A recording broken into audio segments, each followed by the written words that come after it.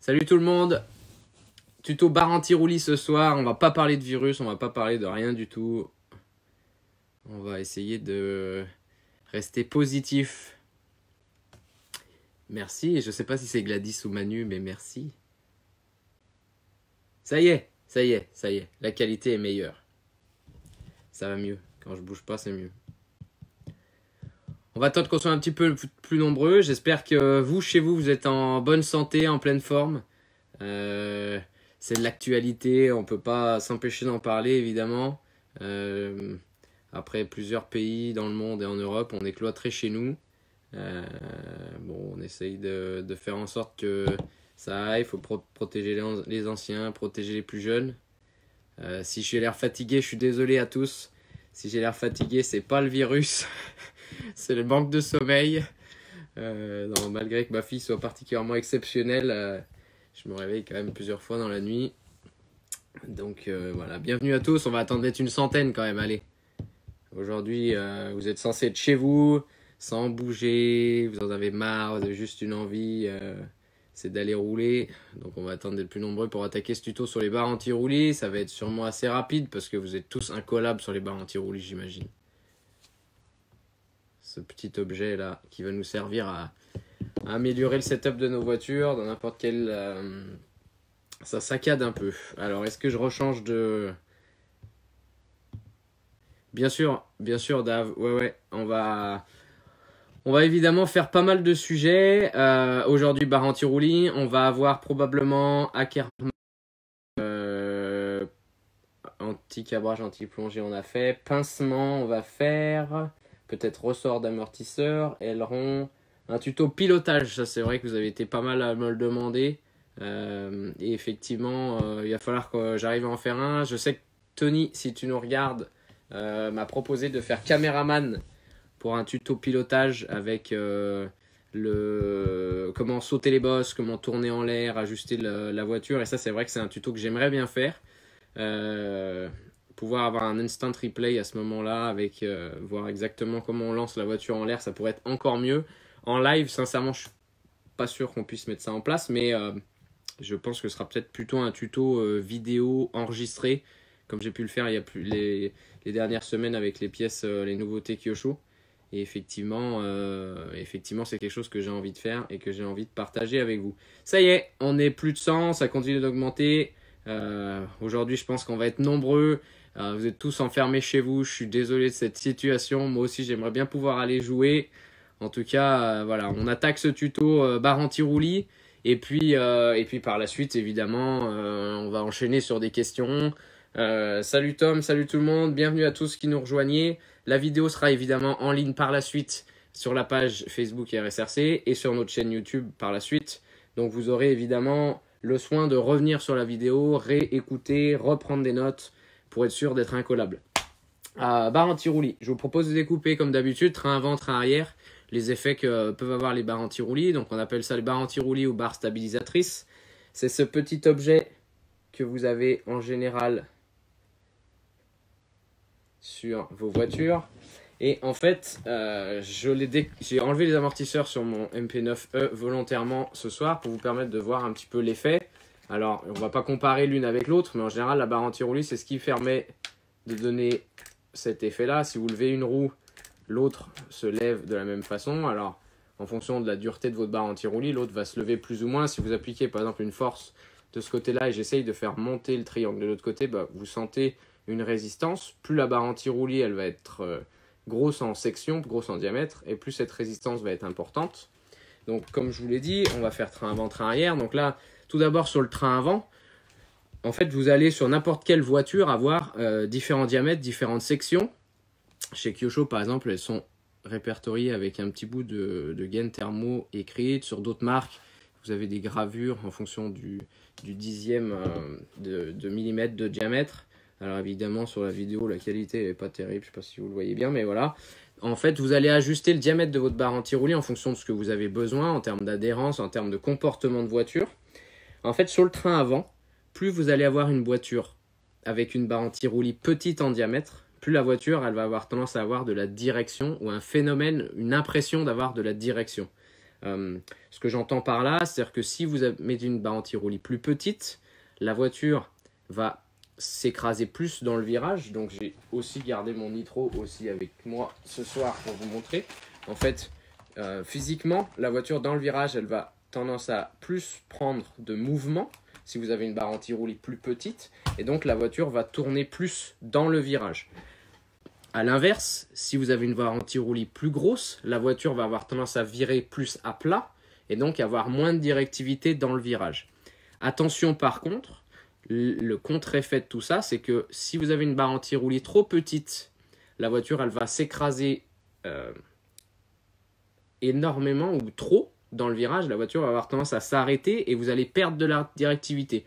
Donc toujours ajuster, garder une fenêtre. Je sais que selon les voitures, en général, on est plutôt entre 2,3 ou 2,2 à l'avant et 2,5 toujours à l'avant. Hein. Donc là, on est vraiment sur le train avant.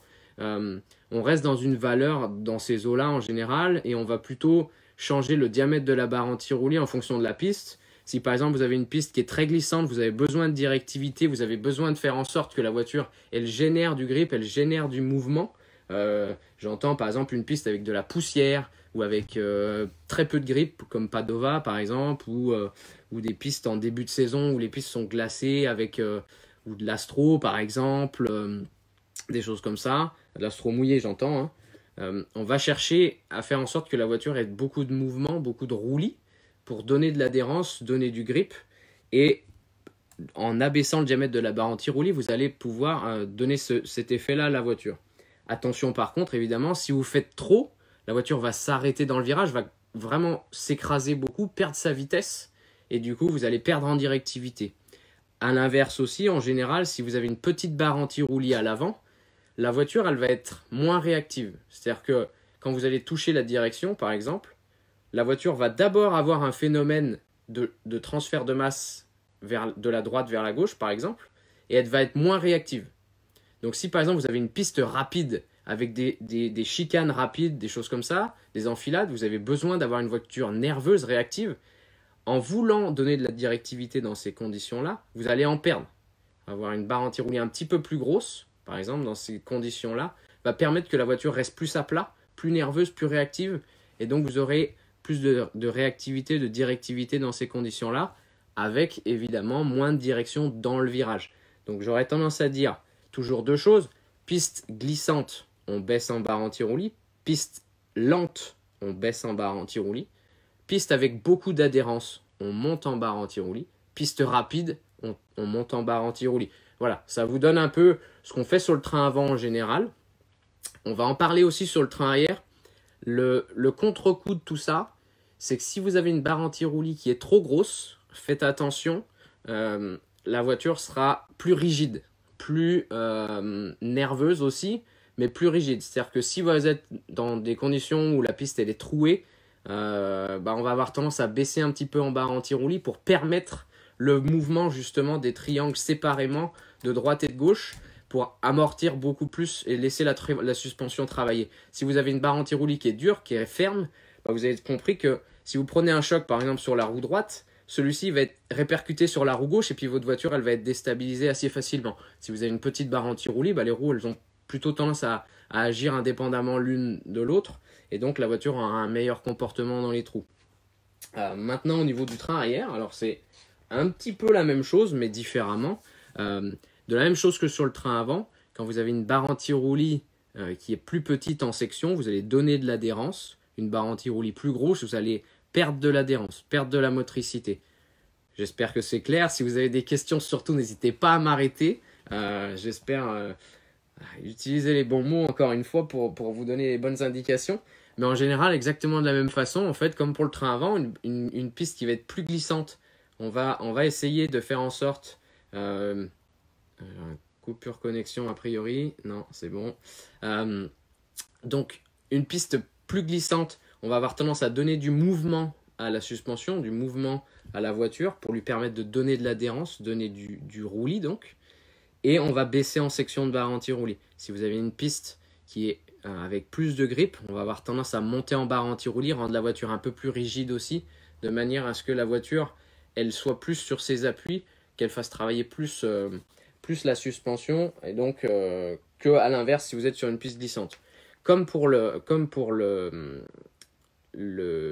Sur l'avant, une barre anti-roulis en général plus dure à l'arrière va stabiliser la voiture. Si vous avez une petite barre anti-roulis sur le train arrière, vous êtes dans une grande courbe rapide par exemple, la barre anti-roulis ne va pas tenir suffisamment la suspension et vous allez avoir un phénomène où la voiture en fait elle va s'écraser beaucoup. Alors ça peut arriver dans une courbe rapide, ça peut arriver en sortie de virage à l'accélération aussi par exemple.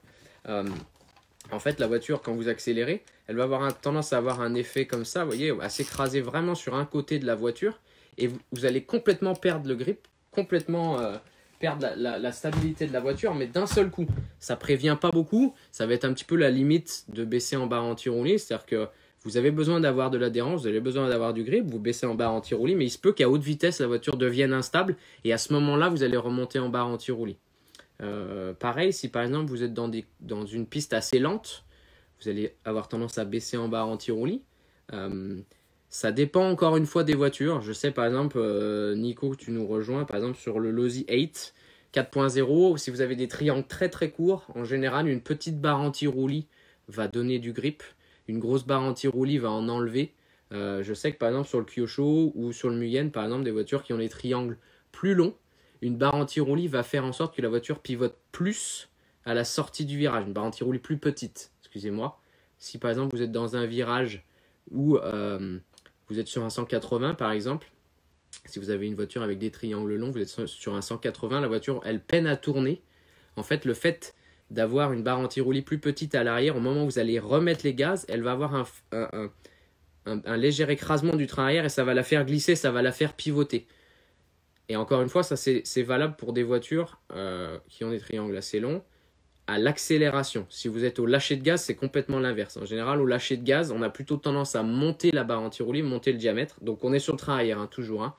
Donc si vous voulez, par exemple, dans un 180, vous voulez que la voiture pivote. Si vous êtes au lâcher de gaz, si vous êtes sur un freinage, vous avez envie qu'elle pivote à ce moment-là, quand vous commencez à mettre de la direction, on va monter en barre anti-roulis. Par contre, si c'est sur la fin du virage que vous avez besoin qu'à la remise des gaz, elle pivote, elle continue la courbe, là vous avez tendance à baisser en barre anti-roulis. Même phénomène, dans les trous, comme je disais pour le train avant, une barre anti-roulis plus souple va permettre de laisser travailler les roues, une barre anti-roulis plus dure va bloquer la suspension, va vraiment stopper l'effet des amortisseurs et du coup vous allez avoir un moins bon amortissement. Pour les retombées de bosse, c'est pareil. Je sais par exemple qu'on va faire un tuto sur les retombées de bosse et comment enchaîner les bosses, comment permettre de stabiliser la voiture en l'air par exemple. Il m'arrive très régulièrement, si vous avez une bosse, de jeter la voiture en l'air avec un certain angle. Quand vous allez retomber, si la voiture elle a un angle au moment où elle retombe, si vous êtes trop raide en barre anti-roulis, la voiture elle va pas continuer son mouvement, elle va pas retomber à plat. En fait, si vous avez une barre anti-roulis trop raide, elle va avoir tendance à partir au casque ou à vraiment verrouiller complètement, bloquer la suspension. Et du coup, dans ces cas-là, on a tendance à baisser en barre anti-roulis aussi. Donc, encore une fois, petit récap. Petite barre anti-roulis, piste avec pas beaucoup de grip, piste assez lente. Piste avec beaucoup de grip ou piste rapide, on monte plutôt en barre anti-roulis. Sur n'importe quelle voiture, en général, aujourd'hui, on est sur des valeurs de barre anti-roulis sur le train arrière entre 2,5 et 2,9. Vous voyez, la fourchette, elle se situe dans ces eaux-là. De la même façon, en général, l'équilibre sur toutes les voitures aujourd'hui, c'est une barre anti-roulis plus petite à l'avant, plus grosse à l'arrière, qui dépend vraiment de la suspension et de la répartition des masses. La plupart des voitures aujourd'hui sont fabriquées ainsi. Donc, ce que je vois aujourd'hui sur toutes les voitures, c'est plutôt 2,3 à l'avant, 2,7 à l'arrière, 2,3, 2,8, voilà, dans ces fourchettes-là. Voilà, je pense que j'ai été assez clair. Si vous avez des questions, n'hésitez pas. On m'a dit qu'il faut toujours avoir une barre arrière plus grosse à l'arrière qu'à l'avant. Tu en penses quoi? Eh ben voilà, Marc, j'ai répondu à la question. C'est vraiment, ça dépend de la suspension, ça dépend de la répartition des masses des voitures. Aujourd'hui, c'est plutôt ça. Ça dépend vraiment des modèles. Je sais par exemple que sur le Losi 8 4.0, j'étais à 2,3 à l'avant, 2,3 à l'arrière. C'était chose commune, mais la triangulation était assez courte. Donc on essayait de donner du mouvement, donner du roulé à la voiture. Sachant que dans ces conditions-là, avec les amortisseurs assez droits, on ne pouvait pas vraiment monter une barre anti-roulis, sachant que les amortisseurs faisaient déjà le travail. Voilà. Est-ce qu'on avait d'autres questions? Je crois que j'en ai vu une passer. À la limite, on peut l'enlever à l'arrière sur piste très glissante. Sincèrement, j'ai jamais, sur aucune voiture, enlevé la barre anti-roulis. Sauf sur le train avant, dans des conditions ultra glissantes. Donc en général, si vous êtes dans les conditions où vous avez très peu d'accroche, au point de vous vouloir enlever la barre anti-roulis, bah, premièrement, j'essayerai de changer les pneus ou de faire en sorte d'améliorer un petit peu le setup de la voiture, sachant que pour moi, vaut mieux avoir une barre anti-roulis aussi petite soit-elle que de ne pas en avoir du tout.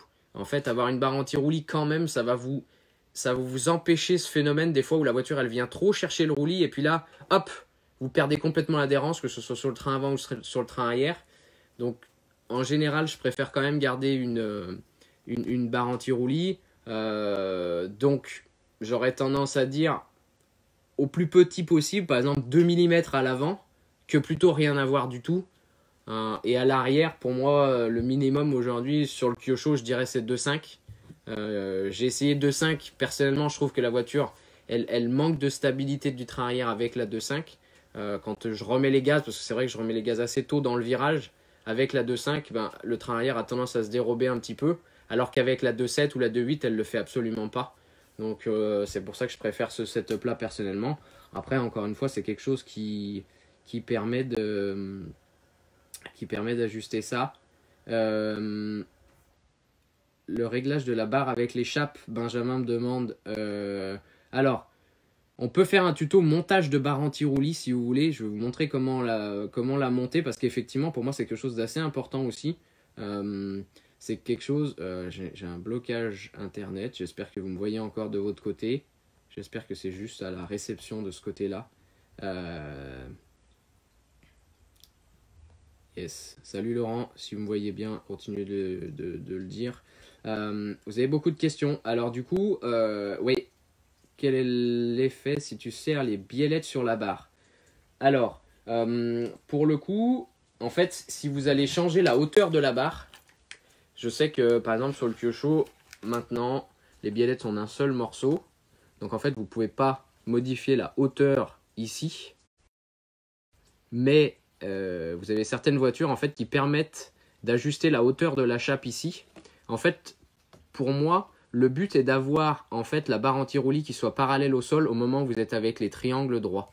Donc, c'est pas un réglage en soi, ça permet juste d'avoir un bon mouvement de la barre anti-roulis, une bonne fluidité pour que votre barre anti-roulis ait un effet permanent sur la voiture. Donc en fait, si vous avez la possibilité de régler cette longueur de chape en fait de barre anti-roulis, j'aurais tendance à du coup mettre les triangles droits, vous voyez, hop, et Kyosho a très bien fait les choses, c'est-à-dire que si vous mettez votre triangulation droite, la barre anti-roulis elle est droite elle-même aussi, elle est parallèle au triangle, elle est parallèle au sol aussi. Si vous avez la possibilité de l'ajuster avec l'échappe, bah soit vous allongez, soit vous raccourcissez l'échappe de manière à ce que votre barre anti-roulis elle soit parallèle au sol au moment où vos triangles sont droits. Du coup, vous êtes sûr que vous avez en fait une bonne amplitude de la barre anti-roulis. Elle ne va pas verrouiller à un moment donné dans le voyage. Antoine nous demande, en indice 4.2 sur moquette, conseilles-tu de mettre des barres? Peut-on mettre juste devant ou juste derrière? Alors comme je disais donc, tout à l'heure au début du tuto, ça va dépendre du grip de la piste. Sur des pistes pour moi avec beaucoup d'adhérence, par exemple sur moquette ou sur Astro, on va avoir tendance à mettre des grosses barres anti-roulis à l'avant à l'arrière pour vraiment enlever du mouvement, garder de la nervosité. Alors en fait, c'est vraiment purement la catégorie qui veut ça, parce que sur moquette ou sur Astro, ce que vous voulez, c'est une voiture qui est le plus réactif, la voiture soit la plus réactive possible, mais par contre qu'elle parte pas au casse dans les virages. Et en fait, c'est exactement l'effet des barres anti-roulis. Plus vous allez monter en barre anti-roulis, plus votre voiture va réagir à plat, plus elle va être nerveuse, et moins elle va avoir de mouvement dans les virages. La limite à ça, évidemment, c'est de monter en barre anti-roulis au maximum, dans ces conditions-là, sur moquette, sur Astro. La limite à tout ça, c'est que la voiture ne va pas prévenir du tout. Si par exemple vous êtes sur moquette, vous avez une barre anti-roulis qui est hyper dure, la voiture va vraiment enlever du grip. La barre anti-roulis va permettre d'enlever du grip, c'est certain. La seule limite, c'est quand vous allez entrer dans le virage avec une grosse barre anti-roulis, vous n'allez pas sentir le roulis. C'est-à-dire que votre voiture, elle va rester à plat, elle va virer à plat, et d'un coup, elle va partir au casse, ça ne va pas prévenir du tout. C'est pour ça que des fois sur Moquette ou sur Astro, par exemple, dans ces conditions-là, moi j'aurais tendance à baisser légèrement un petit peu en barre anti-roulis, de manière à ce que la voiture soit quand même nerveuse, quand même réactive. Mais par contre, quand vous êtes dans le virage, vous avez quand même le sentiment que la voiture, elle prend du roulis avant de partir au casque. Des fois, justement, la limite, c'est ça. C'est que vous êtes trop dur en barre, la voiture, dès que vous touchez le volant, elle va être très nerveuse, très réactive. Mais en fait, elle va partir au casque tout de suite. Vous n'avez rien eu le temps de faire. Elle est déjà en deux roues, elle est déjà partie dans le décor. Alors que si vous redescendez juste un cran en barre, alors plutôt à l'avant pour le coup, parce que la barre anti-roulis à l'arrière, plus vous allez monter, et plus ça va enlever du grip, quoi qu'il arrive. Mais la barre anti-roulis à l'avant, il faut trouver cet équilibre-là entre avoir une voiture qui ne va pas avoir trop de grip, trop de roulis, mais pas partir au casque directement. Alors, on revient dans d'autres questions. Au niveau du serrage, faut-il qu'elle soit totalement verrouillée? Olivier, ouais, c'est ce que je disais tout à l'heure. En fait, ça fait partie du réglage. Faut pas... Hop. Paf. Les aléas du direct, messieurs, dames, bienvenue si vous nous rejoignez. On a une chute à l'arrière du peloton. Donc en fait, j'attends que l'image revienne bien. Ouais. En fait, je vais vous montrer en fait comment on règle la barre anti-roulis et comment on la monte surtout, parce que je pense que c'est quelque chose de très important pour moi et je sais pas si vous avez en fait la notion aussi des fois de ce truc. C'est-à-dire que la barre anti-roulis, il faut qu'elle soit bien libre. Vous voyez, là elle est bien libre.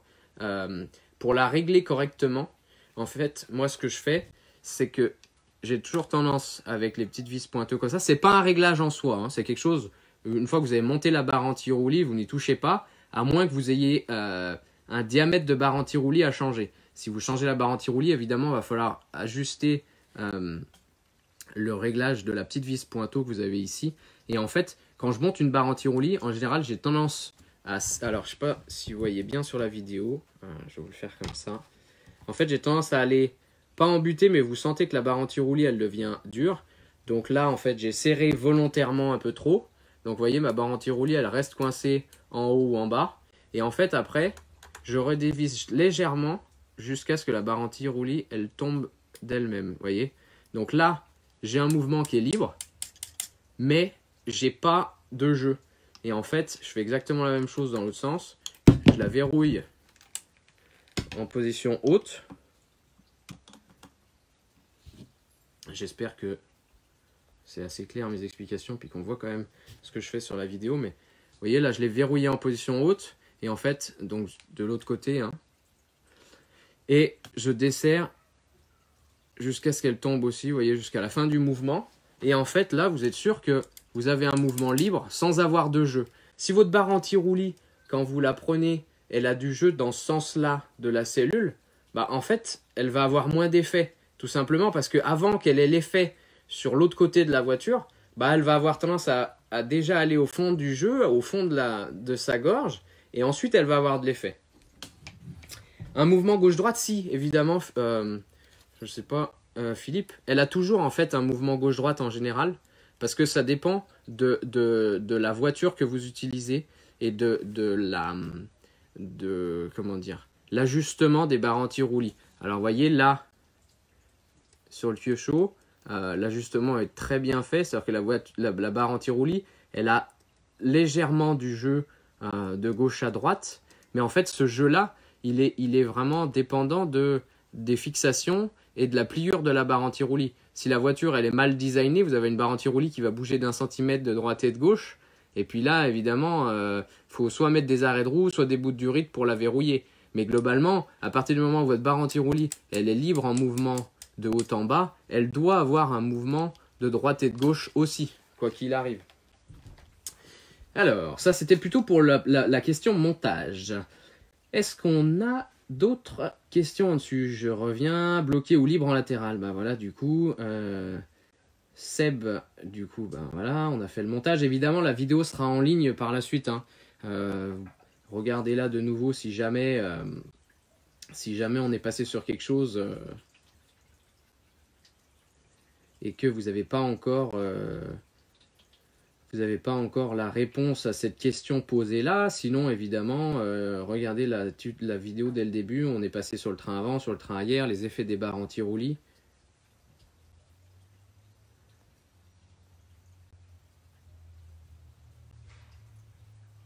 Alors Céline Hervier, du coup, bah, je t'inviterai à re-regarder la vidéo parce que du coup j'ai donné une fourchette à peu près train avant, train arrière. En général, train avant, on est entre 2,1 et 2,5 selon les conditions. Train arrière, on est plutôt entre 2,5 et 2,8 selon les conditions. Hop. Alors, oui, aussi chose effectivement auquel j'ai pas... Alors, en fait, la même façon, la petite vis que vous avez au niveau de la tension de la barre anti-roulis. Alors, est-ce qu'on va réussir à voir correctement sur la vidéo, encore une fois? Si je prends cette chape-là, par exemple, en fait, de la même façon, je suis pas du bon côté, peut-être comme ça ira mieux pour vous montrer. En fait, si je prends cette chape-là, en fait, au moment où vous serrez la chape sur la barre anti-roulis, alors l'effet de avoir vraiment la barre anti-roulis complètement rentrée ou complètement sortie, ça va dépendre encore une fois de la voiture. Sincèrement, ça, c'est pas ça qui va vous changer le réglage de la barre anti-roulis. Si vous voulez changer l'effet de la barre anti-roulis, j'aurais plutôt tendance à changer le diamètre. Changer l'effet ici va pas changer grand chose au niveau du réglage de la voiture. C'est pour ça que j'ai tendance à mettre la chape droite, encore une fois, comme en fait pour la hauteur de la chape. L'inclinaison de la chape et la hauteur de la chape va vraiment dépendre encore une fois du mouvement. Si vous regardez en fait comment varie la chape tout au long du mouvement, en fait vous regardez, vous mettez sur le côté de la voiture et puis vous regardez pour que la chape elle ait un bon mouvement aussi. Si vous êtes tendu à fond, bah, globalement vous allez arriver en butée de la rotule et puis vous allez brider votre barre anti-roulis. De même dans l'autre sens, en fait j'aurais tendance des fois à dire vous desserrez complètement la vis, vous mettez un coup en fait de suspension pour voir comment se dirige un peu la chape et ça vous donne la position à laquelle il faut la serrer. Alors moi je la serre soit à ras, soit à 1 mm en général. Voilà, pas totalement à ras, mais permettre de voir un peu tout ça. Voilà, je laisse dépasser un petit peu, mais encore une fois, c'est pas ça qui va changer le réglage. Je sais que par exemple sur la fiche de réglage Kyosho, vous avez cette valeur qui est enregistrée. Que vous ayez 0 ou 1 mm, ça va pas changer grand chose. On a plutôt tendance à changer le diamètre si vous voulez changer donc la section, changer le setup, changer plutôt le diamètre de la barre anti-roulis plutôt que je changer l'orientation de la chape. Je pensais que les barres anti-roulis c'était plutôt un sujet assez facile. En fait, il y a quand même pas mal de petits points à regarder sur le serrage, sur toutes ces choses-là, sur la position de la chape. Merci à vous de compléter du coup mon tuto parce que sincèrement, c'est pas des choses auxquelles j'aurais pensé. Rien que le montage et tout ça, c'est vrai que c'est des choses assez importantes parce que vous pouvez facilement verrouiller le train d'une voiture avec, si vous serrez au maximum la barre anti-roulis pour pas qu'elle ait de jeu. Et en fait, après, vous pouvez complètement vous fourvoyer. Bonjour à tous en tout cas. Pour ceux qui nous rejoignaient, on est en mode tuto enfermé. Donc voilà, on va avoir plein de sujets. Hein. Sincèrement, on va profiter de ces 15 jours. Alors, sincèrement, je croise les doigts. J'espère que ce sera que 15 jours où on est enfermé, cloîtré chez nous et qu'on va pouvoir retourner vaquer à nos occupations assez rapidement. Mais c'est vrai qu'on va en bouffer des sujets tuto, vous inquiétez pas. Ça c'est intelligent Thierry, merci beaucoup. Évidemment, la vidéo sera en ligne.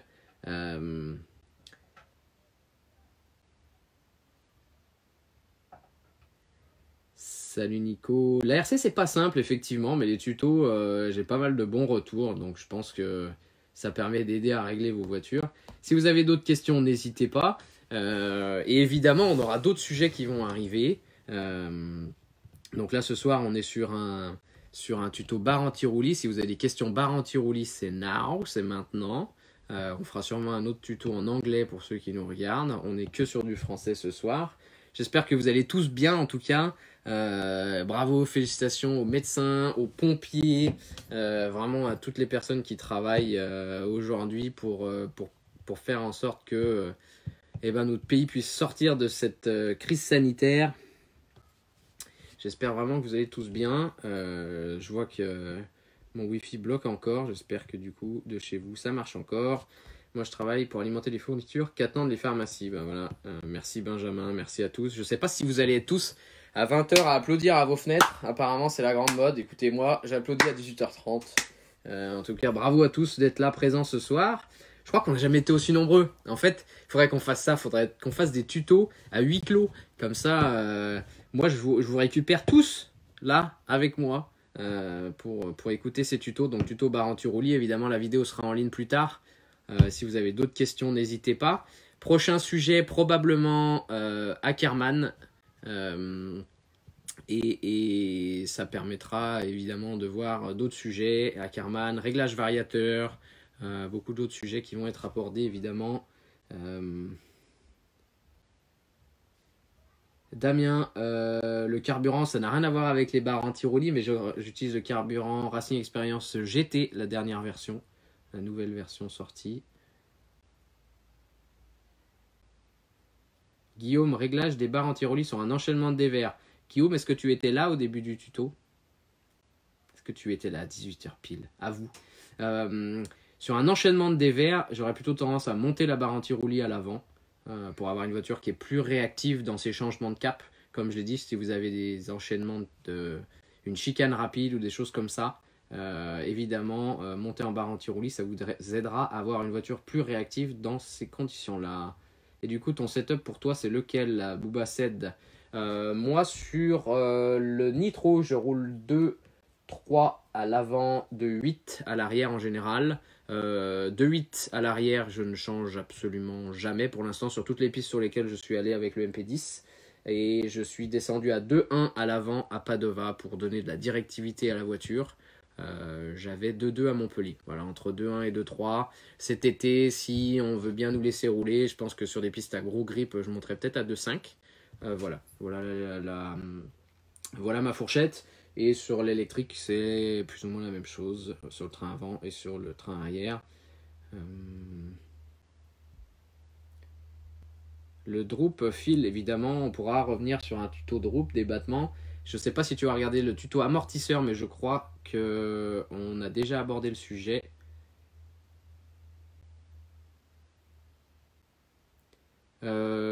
Anthony, évidemment, le tuto sera en ligne sur la page RSRC. Et il sera aussi disponible sur notre chaîne YouTube. Je vous invite tous à partager notre chaîne YouTube.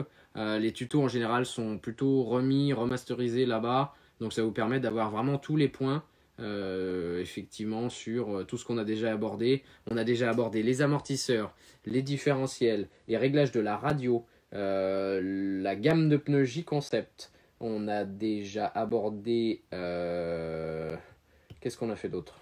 Les batteries.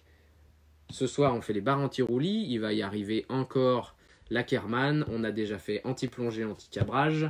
On va faire réglage de variateur. On a déjà fait tuto réglage moteur aussi. Je ne suis pas sûr qu'il soit sur la chaîne parce que la qualité sonore n'était pas terrible. Donc on va évidemment en refaire une autre plus tard.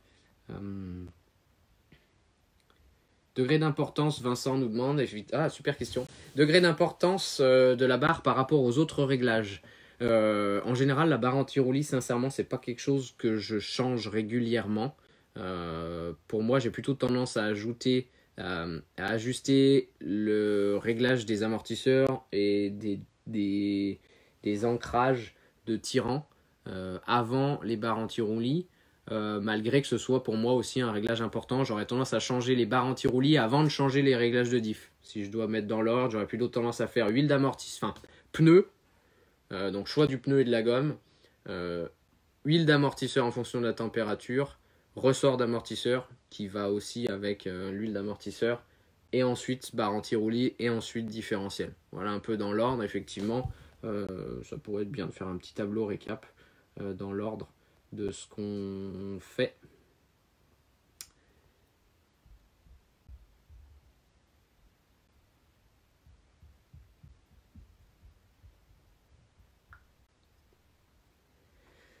Jonathan nous demande, dans le tuto des tyrans, tu avais dit qu'à l'avant, tu mettais toujours à l'extérieur. Sur le Ménis, tu mets toujours court. Oui. Ça dépend des voitures, en fait. En général, même sur le 8X, à la fin, j'étais entièrement à l'intérieur sur les triers. Ça permet d'avoir une voiture qui retombe mieux des bosses et qui a aussi plus de direction. Donc si jamais vous êtes à l'extérieur, ça peut... Alors à l'extérieur, ça permet de stabiliser la voiture, qu'elle soit plus stable à haute vitesse. Par contre, à l'intérieur, vous avez plus de directivité. Tuto Vario B-Wing, on peut le faire. On va faire un tuto général sur les variateurs, évidemment, en 1.8 et en 1.10, ça sera la même chose. Donc pour vous expliquer, évidemment, quelle est la différence. Alors, aussi, personne n'a abordé la question, mais si vous avez tendance aussi à mettre votre voiture sur 4 balances, pensez pour voir la répartition des masses et tout ça. Je ne sais pas si vous êtes nombreux à faire ça. Je sais qu'on me parle souvent de poids de batterie sur un 1.8, évidemment, ELEC. Poids de batterie ou même sur un indice à équilibrer les masses parfaitement à droite, à gauche, en avant, en arrière. Si vous le faites, déconnectez les barres anti-roulis. Première chose, règle numéro 1, parce que si vous avez les barres anti-roulis qui sont connectées, et ben en fait vos poids sur les balances sont complètement faux. Donc quand vous le faites, déconnectez les barres anti-roulis, parce que si vous avez les barres anti-roulis connectées encore et que vous pesez votre voiture et que vous la mettez sur les balances, bah, quoi qu'il arrive, la barre anti-roulis, elle va faire son travail, même si vous n'êtes pas encore dans le virage ou en train de rouler. Elle va faire quand même un petit peu d'effet, un peu son travail. Elle va répercuter la masse sur l'autre roue. Donc quoi qu'il arrive, si vous mettez votre voiture sur une balance, déconnectez les barres anti-roulis, parce que du coup, sinon, les résultats vont être faussés. José, tu nous demandes, est-ce important que la tension est différente au montage droite ou gauche? Alors, en général, les voitures, elles sont plutôt bien faites. Le montage doit permettre que la tension à droite et à gauche soit la même. Si c'est pas le cas, bah, tu peux ajuster un petit peu la tension de la chape. Alors encore une fois, je suis pas sûr que ça fasse un travail énorme. Je pense par contre que la grosse différence qui peut être opérée, c'est en fait sur la tension des petites vis là. Il suffit que tu aies un petit peu plus de jeu d'un côté que de l'autre. Ben, globalement, l'effet de la barre anti-roulis va être différent. Donc à partir du moment où ta barre anti-roulis est bien montée, bien ficelée, normalement, il ne doit pas y avoir de problème. Sincèrement, si on regarde l'effet de la barre anti-roulis d'un côté ou de l'autre, quand vous êtes sans les amortisseurs, quoi qu'il arrive, c'est toujours biaisé, parce qu'à partir du moment où vous rajoutez les amortisseurs, le poids des roues, etc., la barre anti-roulis, elle va avoir beaucoup moins de différence à droite à gauche. Donc en général, on a plutôt tendance à la monter entre guillemets telle quelle, et puis après la différence, elle va se faire évidemment sur la piste. Qu'est-ce qu'on a d'autre comme questions ce soir? Bienvenue à tous en tout cas, encore une fois. Merci à tous d'être présents. Aussi nombreux à chaque fois. Hein. Bon voilà, vous n'avez pas le choix, c'est ça, ou aller boire l'apéro avec les potes. Mais les potes, eux aussi, sont enfermés chez eux. Alors vous n'avez pas le choix, vous êtes là avec moi ce soir. Mais en tout cas, merci à tous de vos retours et d'avoir été nombreux à répondre. Parce que c'est vrai que j'aime bien avoir votre retour sur qu'est-ce que vous avez envie de voir, à quelle heure, etc. Et ça, c'est vrai que c'est top. Merci à vous tous.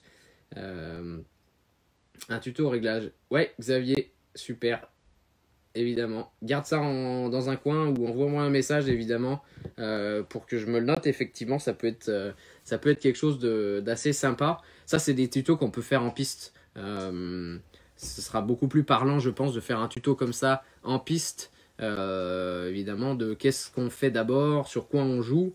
Donc ça va les tutos piste qu'on fera sûrement plus tard, parce que là, évidemment, je peux pas aller en piste. Malheureusement, on est tous bloqués chez nous. Mais en tout cas, c'est avec grand plaisir qu'on fera un tuto là-dessus, parce que ça permettra d'avoir évidemment la réponse à ce genre de questions, le tuto sur comment opérer sur les bosses, comment ajuster la voiture en l'air, etc. etc. Ça permettra d'avoir... Eh bien, Phil, c'est ce que je disais tout à l'heure, tu viens de nous rejoindre sûrement. Sur les barres anti-roulis, sincèrement, je vérifie pas. Aujourd'hui, les voitures sont très bien équilibrées. Évidemment, ça permet d'avoir un ordre d'idée. Je pense qu'il y a beaucoup de psychologie aussi dans notre passion. Je sais qu'il y a beaucoup de pilotes qui roulent avec certains setups en se disant ça c'est vachement bien et ça bombarde. Par expérience, il m'est arrivé très souvent de faire les tests à l'aveugle avec certains pilotes. À partir du moment où tu leur dis c'est génial, ta voiture elle est super bien équilibrée, ça va bien. Je ne sais pas si vous avez vu Jour de tonnerre, mais c'est exactement ça. Tu peux passer à l'extérieur, je t'ai mis des pneus parfaitement équilibrés, et en fait c'est les mêmes que d'habitude. Donc pour le coup, les balances, ça donne un esprit général, mais investir dans un set de balance pour vérifier l'équilibrage de la voiture, je pense qu'on a beaucoup à améliorer le setup général, les pneus, notre pilotage, avant d'avoir une voiture qui soit parfaitement équilibrée. Alors, parfaitement équilibrée de droite et de gauche, dans tous les cas, avec les voitures aujourd'hui, je ne suis pas sûr que ce soit possible. Et dans tous les cas, on est sur du tout-terrain. Peut-être en piste, effectivement, ça aura peut-être une incidence un peu plus importante. En tout-terrain, aujourd'hui, on a les pistes qui sont avec des bosses, avec des trous, avec des choses comme ça. Et je ne suis pas sûr qu'il y ait une si grosse incidence que ça à vraiment ajuster au dixième de gramme le poids des voitures à droite et de gauche. Denis Chocho, du coup je t'invite à regarder la vidéo dès le début. En fait, j'ai parlé du montage de la barre anti-roulée, du coup elle sera en ligne et évidemment ça permettra d'avoir ce genre de choses. Et ouais, ça c'est bien ça. On peut faire une rubrique cinéma, Rémi. Je pense qu'on peut parler de ça, des films qui peuvent vous rendre meilleur. Non, effectivement, sincèrement, si vous avez jamais vu Jour de tonnerre avec Tom Cruise, ça, c'est un truc. Vous le téléchargez, vous l'achetez en DVD, vous le faites livrer, j'en sais rien, mais Jour de tonnerre avec Tom Cruise, si vous aimez la course, je pense que si vous êtes en train de regarder ce tuto, vous adorez la compétition comme moi, Jour de tonnerre, ça, immanquable. On le voit tellement en compétition aujourd'hui sur certains points que voilà, on s'y reprend. J'ai regardé Le Mans 66 la dernière fois, je crois que j'en ai déjà parlé dans mon tuto. Ça me rappelle aussi beaucoup de choses. Sincèrement, allez faire un tour. Je ne vais pas vous conseiller d'autres séries. Je pense que vous avez plutôt, vous, à me faire des conseils sur des séries à regarder. En ce moment, évidemment, entre les biberons et les couches, j'ai pas vraiment le temps de regarder la télé. Mais si jamais vous avez des trucs à regarder ou que vous conseillez, mettez-les en commentaire. Ça va occuper tout le monde dans les soirées à venir. En tout cas, si vous avez d'autres questions, on est encore là pour 5 minutes, promis. Et puis on essaye de revenir avant la fin de la semaine. On est déjà mercredi. On essaye de revenir vendredi. Mais ma femme va avoir besoin de moi à un moment donné pour s'occuper de mes 2 filles. Donc en tout cas, on revient la semaine prochaine, c'est sûr, pour un nouveau tuto. Et évidemment, si je peux, je reviens avant la fin de la semaine, mais ça, je peux pas vous le promettre pour l'instant. Et ouais, Nicolas, les moins de 30 ans connaissent pas Jour de tonnerre, mais justement, ça permet d'ouvrir l'esprit. Ce que je disais tout à l'heure, moi l'autre soir je suis sorti de chez moi et j'ai vu les étoiles quoi. Je crois que la dernière fois que j'avais dû voir ça, c'était au beau milieu du désert il y a 10 ans. Je parle comme un vieux, ça fait flipper. Mais voilà, ça permet de s'ouvrir l'esprit. Et si voilà, vous voulez regarder des films, en tout cas si vous avez moins de 30 ans, Julian, tu commandes depuis tout à l'heure, par exemple, si tu l'as pas vu, tu pourras le regarder. Tiens, Val, pas répondu à mon message, tu pourrais répondre. Tuto couche, non, pas besoin de ça. Vincent, décryptage setup, ouais, ça c'est quelque chose que c'est peut-être le prochain à venir, effectivement. Décryptage setup, on va regarder une fiche de setup type Losi par exemple, une type Kyosho, et puis décrypter au cas par cas ce que fait quoi. Évidemment, ouais, voilà, Phil par exemple, on peut faire effectivement une traduction. Donc voilà, prochain tuto, on va le faire là-dessus, parce qu'effectivement, vous allez être nombreux. Vous avez été nombreux déjà. Donc on le fera là-dessus. Prochain tuto sur décryptage setup et termes techniques en anglais. Parce que c'est vrai que vous êtes souvent nombreux à me dire ouais, t'as quelle valeur du drop, nanana. On dit drop. Et puis c'est avec 2 O. Voilà. Donc après, vous serez un collab, vous pouvez vous la raconter en disant ouais, j'ai mis mon drop à 125, vous verrez. Et puis non, prochain tuto, on va se le faire là-dessus. Voilà. Donc je pense début de semaine prochaine. Soyez connectés, soyez présents. Encore une fois, restez safe. Restez chez vous. N'allez pas voir les anciens. Ouais, mais encore une fois, moi je le vends depuis un bon moment. Je pense que la vapeur de nitro tue le virus, déjà c'est sûr. Et puis de toute façon, ça nous rendra aveugles. Donc, hein.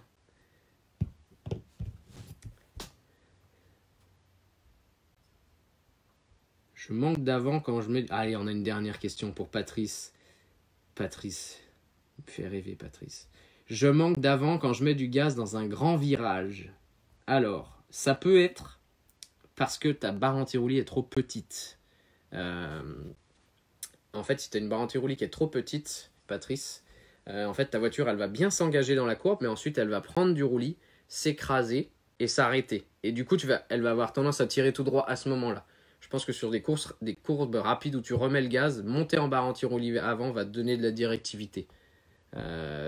Benjamin, on sera là en live à 18h pile, sharp, pas de problème. Les deux vis que tu trouves entre chaque... tu les vis à quelle distance de la barre? Yann, je t'invite à regarder de nouveau la vidéo. J'ai expliqué comment on la montait. Désolé si tu pouvais pas être présent à 18h pile. En tout cas, la vidéo sera en ligne. Hein.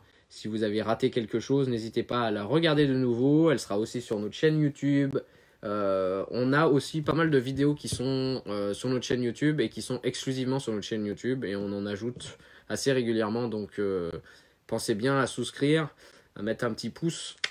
Et puis en tout cas, ça permettra de me motiver à vous aider encore plus, à vous faire encore plus de vidéos sympas. Je pense qu'on a fait le tour des questions. Gladys, t'es resté là du début à la fin? Ah, cool. Merci à tous en tout cas de m'avoir suivi encore ce soir. Alors évidemment, si c'était ça ou les anges de la télé-réalité ou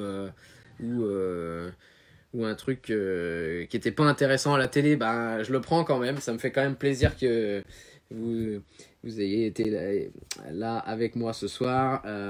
Moi, l'arrière qui fuit tout d'un coup, barre plus grosse à l'arrière, tu confirmes. Ça peut être ça, Pierre, effectivement. Barre trop petite et du coup, bah, au moment où la voiture prend du roulis, bah, là, elle s'écrase d'un coup et puis après, tu perds le train arrière. Peut-être monter en barre, ça aidera. En général, Cédric, voilà, je pense que ce soit effectivement... que ce soit sur n'importe quelle voiture, vous avez les barres anti-roulis qui sont livrées d'origine. Effectivement, ça c'est un petit conseil que je peux vous donner avant de partir. Vous avez les barres anti-roulis qui sont livrées d'origine pour n'importe quelle voiture. C'est quelque chose qu'on va ajuster quand même, les barres anti-roulis au cours de la saison. Donc, vous avez les barres anti-roulis qui sont livrées dans la boîte.